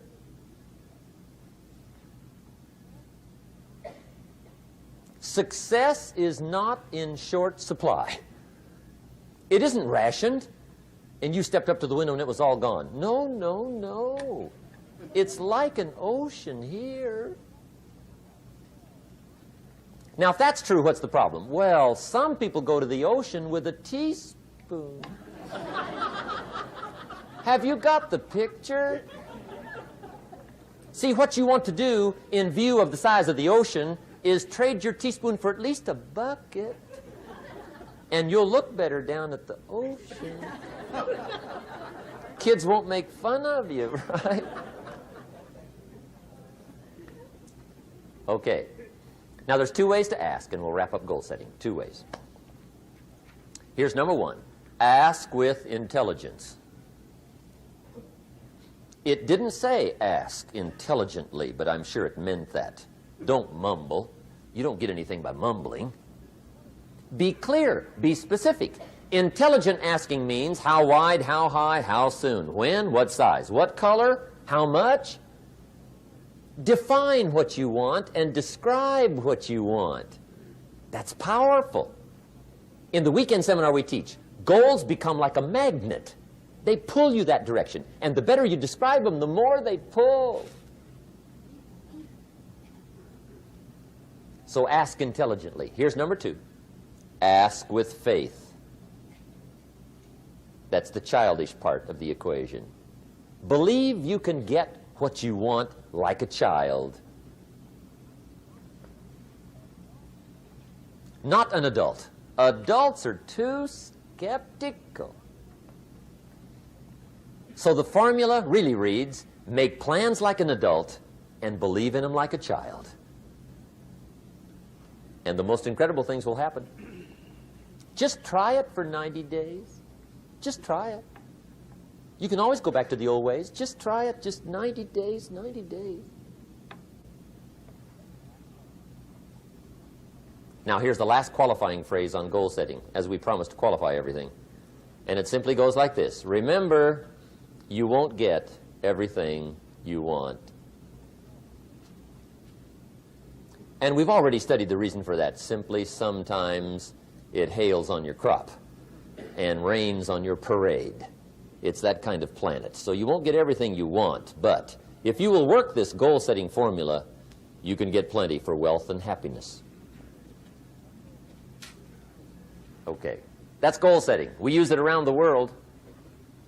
We recommend it. Now, maybe it won't work as well for you as it has for me. I don't know.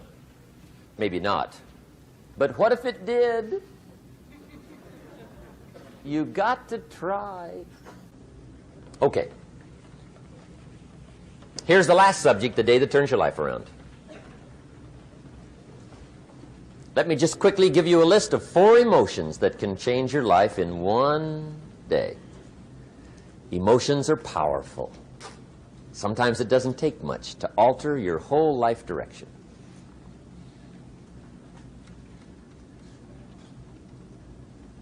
Okay, here they are. Number 1, disgust. Powerful emotion.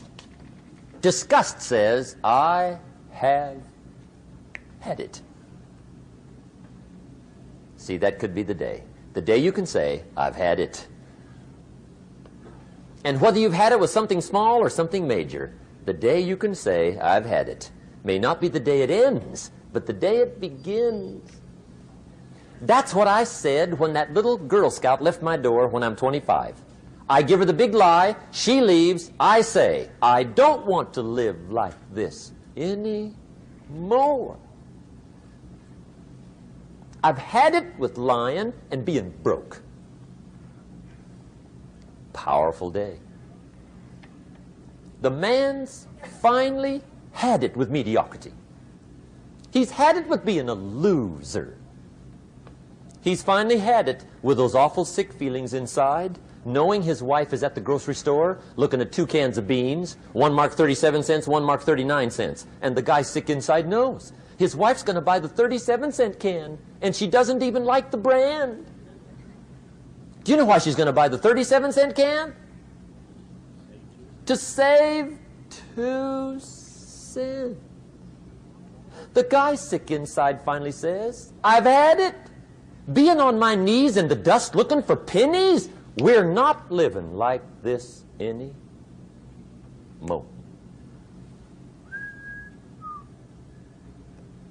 Could be the day that turns your life around. The day you can say, I've had it. He walks into his closet and rips everything in it to shreds and says, I've worn this embarrassing stuff for the last time. And not only will I never wear it again, no one else will ever wear it again. Commit an act that says, I've had it. Powerful. Here's the next one. Decision. And decision making is powerful. And it's emotional. That's those knots in the pit of your stomach, right? Waking up in the middle of the night in a cold sweat, trying to decide.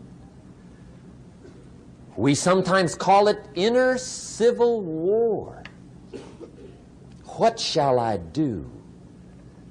Well, for progress, you must decide. The best advice I can give you came from a wealthy friend of mine who said, if it's easy, do it easy. If it's hard, do it hard. Just get it done. If you went home tonight and in the next few days cleaned up a whole list of decisions, that might furnish enough inspiration for the next 10 years. I found this out many times after you've decided. Getting on with it is easier than deciding. Sometimes decision is the toughest part. Here's the next emotion, desire, wanting to bad enough. And I don't know how to tell you to want to. That's something you've got to come up with. There's 2 things I know about desire. Number 1, it comes from inside, not outside. You don't send off for it. Number 2, I know desire can be triggered by something. Who knows what it might be? Sometimes desire waits and sleeps for something to happen.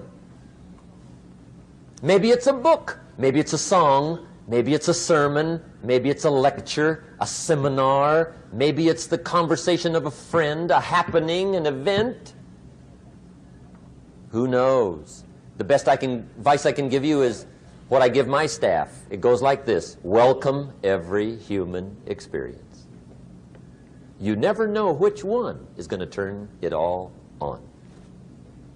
Even the bad experiences. Sometimes from the bitterest experience comes the greatest awakening. So let down the barriers, take down the walls. The same wall that keeps out disappointment keeps out happiness. Let life touch you. Don't let it kill you, but let it touch you. Here's the last one. This one's powerful. Resolve. Resolve says, I will. Two of the most powerful words in the language. I will. Benjamin Disraeli once said, nothing can resist a human will that will stake even its existence on the extent of its purpose. Shortly put, I'll do it or die. See, that's powerful. That could be the day that turns your life around. The world has a strange way of stepping aside when somebody says, I'll do it or die. The man says, I will climb the mountain. They've told me it's too high, it's too far, it's too rocky, it's too difficult, it's never been done before, but it's my mountain, I will climb it. Pretty soon you'll see me waving from the top. Or dead on the side, because I ain't coming back.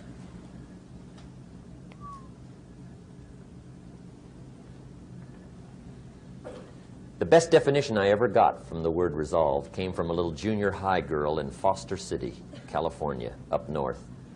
I'm talking to the junior high kids one day. I love to ask kids definitions. They come up with beauties. I got to the word resolve and I asked, who can tell me what resolve means? And I got several hands, and they were all pretty good, but the last one was the best. Little girl, about 3 rows back, held up her hand. She said, Mr. Rohn, Mr. Rohn, I think I know what resolve means. I said, darling, what do you think it means? She said, I think it means promising yourself you will never give up. I said, that's it. Webster, stand aside. That is the definition.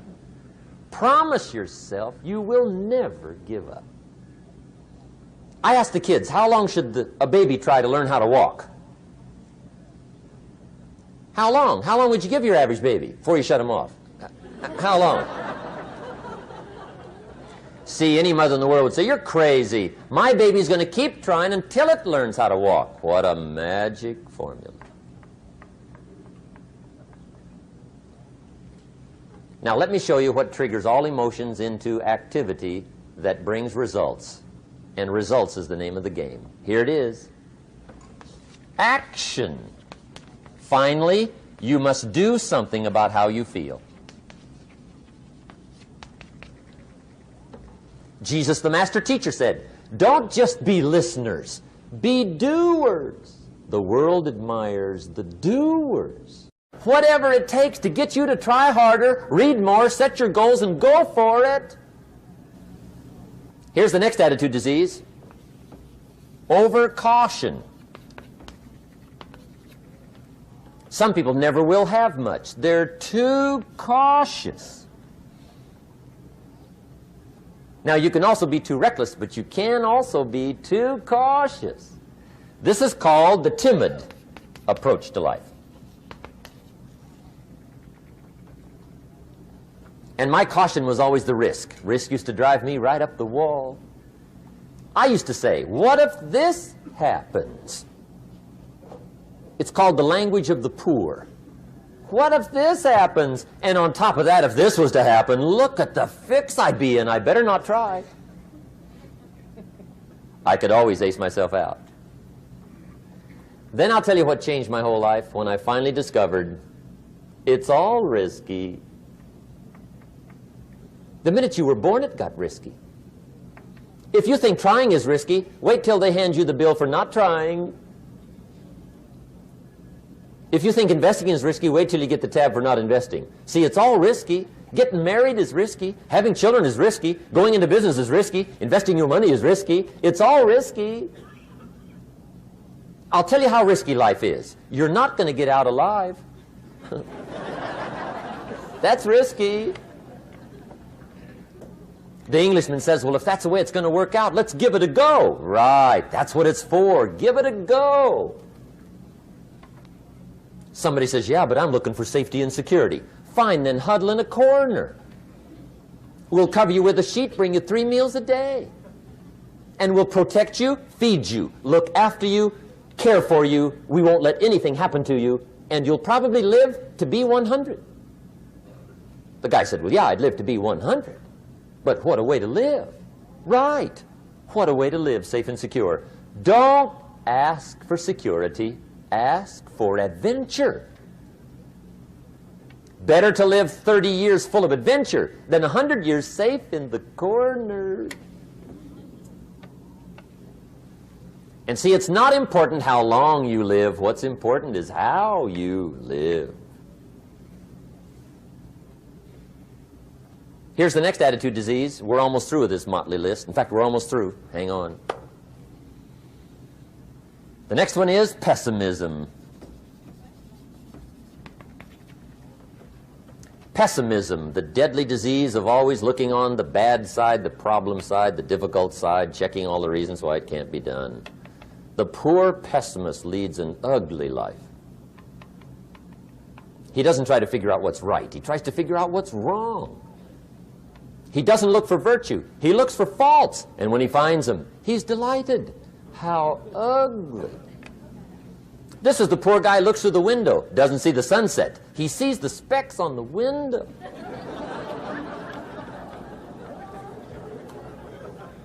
And this is the poor guy, right, who rushes up, takes such leave of his senses. This guy rushes up and he says, I've got 5 good reasons why it won't work. He's so dumb he doesn't know all he needs 1. He's got 5.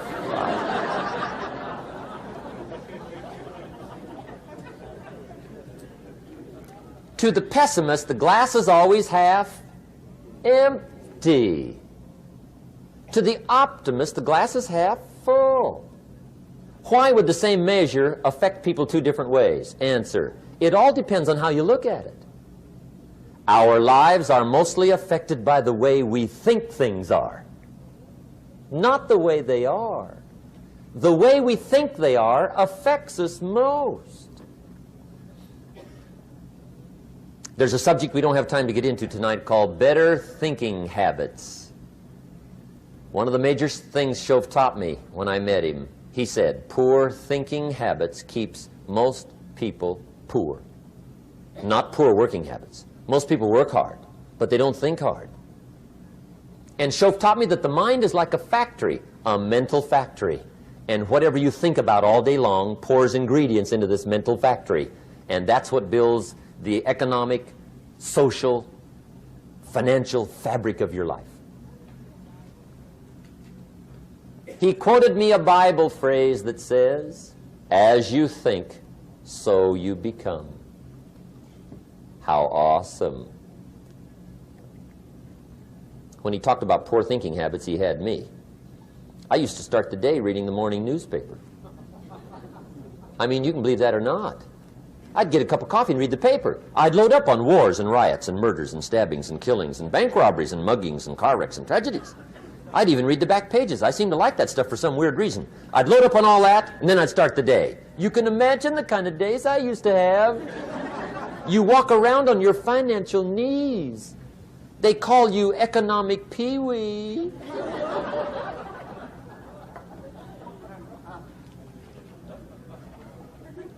The guy says, I want to be a great leader.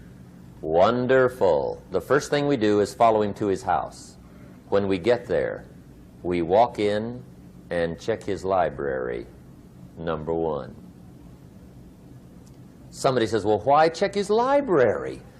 The reason is because what a man reads pours massive ingredients into his mental factory, and the fabric of his life is built from those ingredients. You would not believe what some people have got in their house to read. You would not believe. One of the best dressed up words I know for a lot of it is trash. Can you imagine dumping a barrel of trash into this mental factory every day and coming out with a rich, dynamic, positive life? It can't be done. You might as well try making a cake with cement. The kids back in Danbury, Connecticut, high school, they're asking me questions one day. I'm talking to the kids. Kids got good questions these days. One of them said to me, Mr. Rohn, how do you build the good life? I said, it's simple. It's not easy, but it's simple. Here's how you build anything. Select the right ingredients, keep out the wrong ingredients, and it starts with thought. Everything starts with thought. So you must be wise and careful what you think about, because that starts everything. You got to be wise and careful. I asked the kids, what would happen if somebody dropped sugar in my coffee? They said, well, you'd be okay. I said, what if somebody dropped strychnine in my coffee? They said, well, you'd be dead. I said, correct. Lesson 1. Life is both sugar and strychnine. You gotta be careful. I said, what if my worst enemy drops in the sugar? They said, will you be okay? I said, what if my best friend, even by accident, drops in the strychnine? They said, well, you'd be dead. I said, correct. Lesson 2, watch your coffee.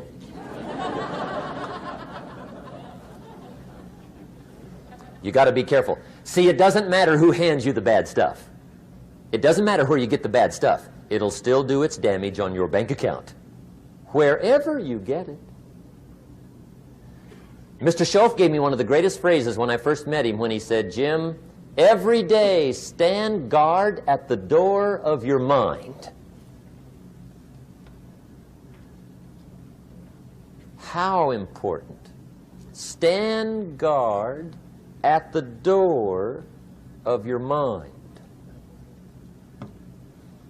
And you decide what goes into your mental factory. Don't let anybody just dump anything they want to in your mental factory, because you've got to live with the results.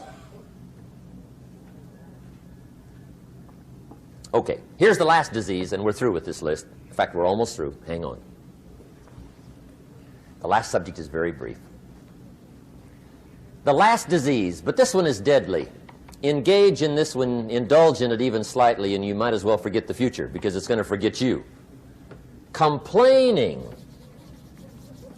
crying, whining, griping, a Bible word called murmuring. See, that'll ace your future.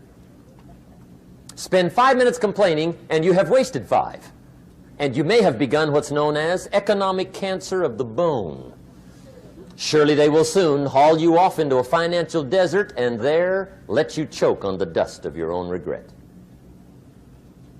I hope I said that well, so you won't forget. It's a deadly disease. If you don't think it's bad, ask the children of Israel of Old Testament fame. Typical of us all, their story just happened to get in the book. Story says, children of Israel were slaves. God performed a series of dazzling miracles and got them out. And now they're heading for the promised land. Remember the story? Heading for the promised land. Tragedy of the story, they never got there. Reason. From day one, they started to complain. They griped about the water. They griped about the weather. They whined and cried and griped about the food. They griped about the leadership. They whined and cried because it was too far, too cold, too hot, too difficult, too miserable. I mean, they whined and cried for years. Finally, God said, I've had it, trip canceled. Or something like that. The story says they died in the desert, never got to the promised land. Which I think means 2 things. Indulge in this long enough, you get your future canceled. And I guess it also means even God himself can only take so much.